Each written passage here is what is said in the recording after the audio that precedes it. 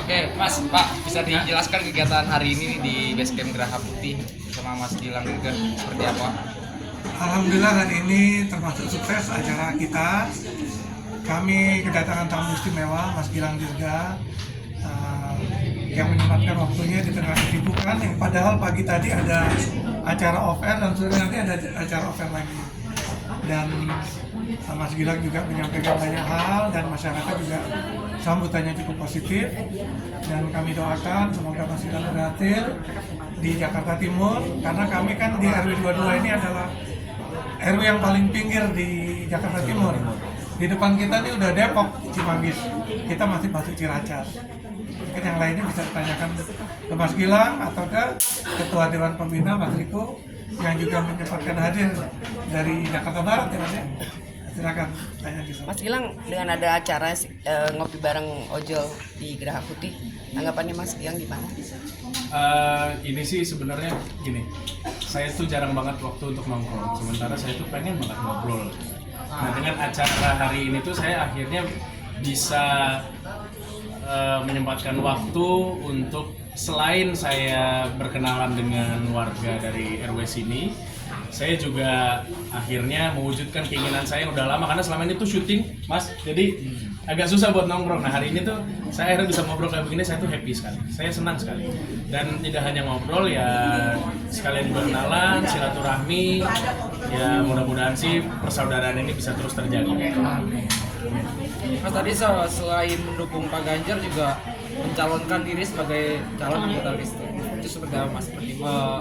Apa ceritanya? Ya, jadi memang hari ini kan namanya pengenalan ya.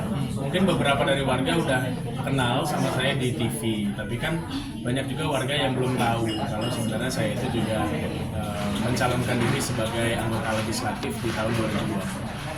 Jadi memang kegiatan hari ini adalah saya hanya sebenarnya ngobrol-ngobrol aja sih, ngobrol-ngobrol sambil kenalin diri, kegiatan-kegiatan yang dilakukan hari ini dan kedepannya itu akan seperti apa. Dan alhamdulillahnya direspon dengan baik oleh warga, sampai tadi akhirnya terjadi diskusi dua arah, jadi itu sangat bagus. Tadi kan Mas Gilang melihat relawan komunitas Geraha Putih ini seperti apa Mas? Saya sih cukup kaget ya, karena ternyata sesolid ini Om Akbar.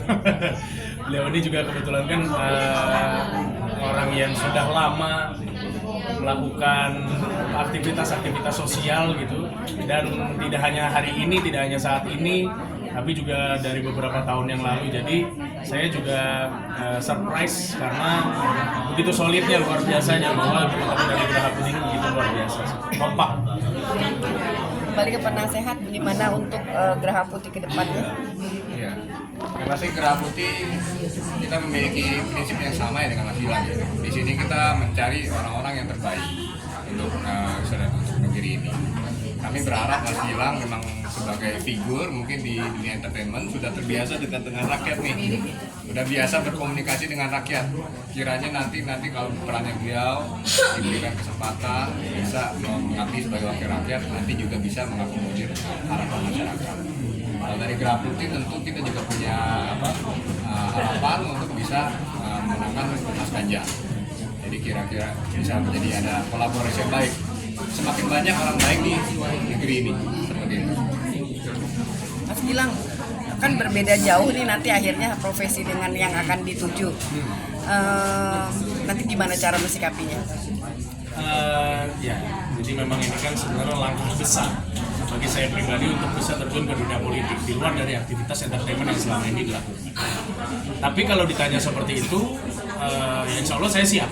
Apapun resikonya, apapun nanti rintangannya, ya insya Allah saya siap. Karena yang saya lakukan saat ini pun juga serta-merta saya lakukan diiringi dengan doa yang begitu luar biasa dari orang tua, dari keluarga.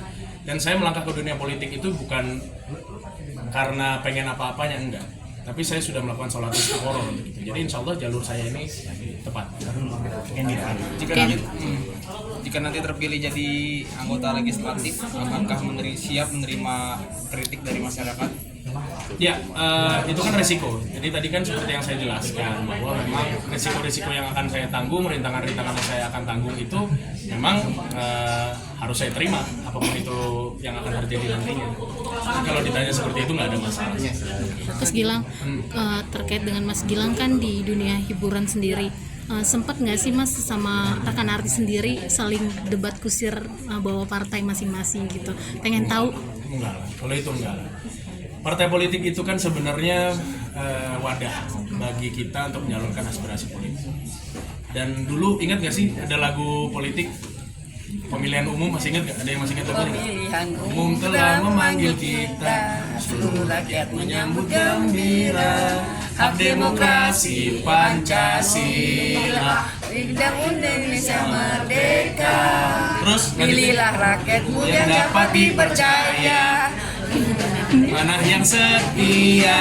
Lalu Di bawah Undang-Undang Dasar 45 kita menuju ke pemilihan umum. nah, kita ambil dari lirik itu aja.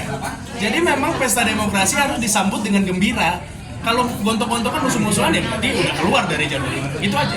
Saya merinding loh, pada hafal semua. Oke, baik Mas Gilang, Sedikit dong makasih. Mas, sosok Ganjar di mata Mas Gilang seperti apa sih? Sosok Ganjar, beliau adalah pemimpin yang bisa berada di setiap level. Jadi mau level kayak saya misalkan anak muda, mau di level yang memang sudah berusia, beliau bisa hadir untuk semua orang. Jadi menurut saya Bapak Ganjar adalah sosok yang pas untuk jadi pemimpin di 2024. Oke, Mas Gilang.